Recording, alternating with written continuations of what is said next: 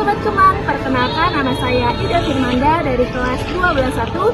Di sini saya akan membahas tentang sejarah proklamasi kemerdekaan Indonesia pada tanggal 17 Agustus tahun 1945, ketika bangsa Indonesia secara resmi dinyatakan kemerdekaan. Stay tune. Proklamasi Kemerdekaan Bangsa Indonesia pada tanggal 17 Agustus 1945 merupakan momen sejarah yang menjadi salah satu puncak perjuangan bangsa Indonesia.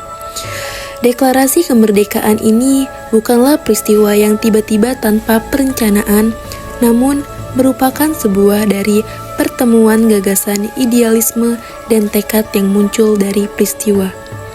Di sebuah tempat yang melibatkan menjadi elemen anak bangsa, salah satunya yaitu peristiwa Rengas Dengklok yang terjadi pada tanggal 16 Agustus 1945 atau sehari sebelum proklamasi kemerdekaan Indonesia yang dideklarasikan.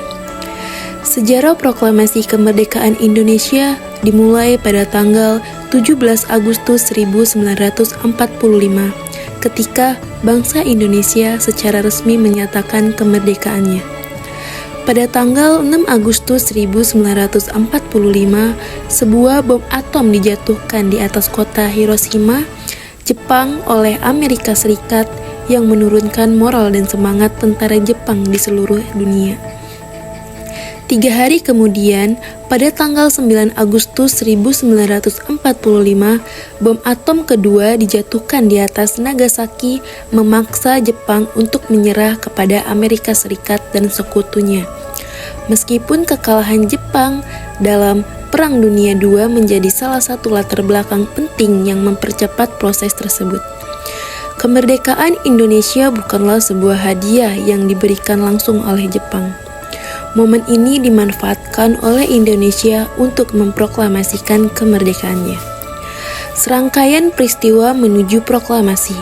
Pertemuan dengan Marsekal Terauchi pada tanggal 10 Agustus 1945, Soekarno, Hatta, dan Rajiman Widjoningrat diterbangkan ke Dalat, Vietnam untuk bertemu dengan Marsekal Terauchi. Mereka diberitahu bahwa pasukan Jepang berada di ambang kekalahan dan akan memberikan kemerdekaan kepada Indonesia. Pada tanggal 12 Agustus 1945, Marsekal Terauchi mengumumkan kepada Soekarno, Hatta, dan Rajiman bahwa pemerintah Jepang akan segera memberikan kemerdekaan kepada Indonesia dan proklamasi kemerdekaan dapat dilaksanakan dalam beberapa hari. Pelaksanaan proklamasi kemerdekaan, penyusun teks proklamasi setelah peristiwa Rengas Dengklok. Soekarno dan Hatta kembali ke Jakarta. Mereka bertemu dengan Mayor Jenderal Osugi Nishimura, Kepala Departemen Urusan Umum Pemerintah Militer Jepang. Nishimura mengemukakan bahwa Jepang harus menjaga status quo dan tidak dapat memberi izin untuk mempersiapkan proklamasi kemerdekaan Indonesia, seperti yang dijanjikan oleh Marsekal Terauchi di Dalat. Soekarno dan Hatta menyesali keputusan tersebut dan menuju ke rumah Laksamana Maeda untuk melakukan rapat guna menyiapkan teks proklamasi.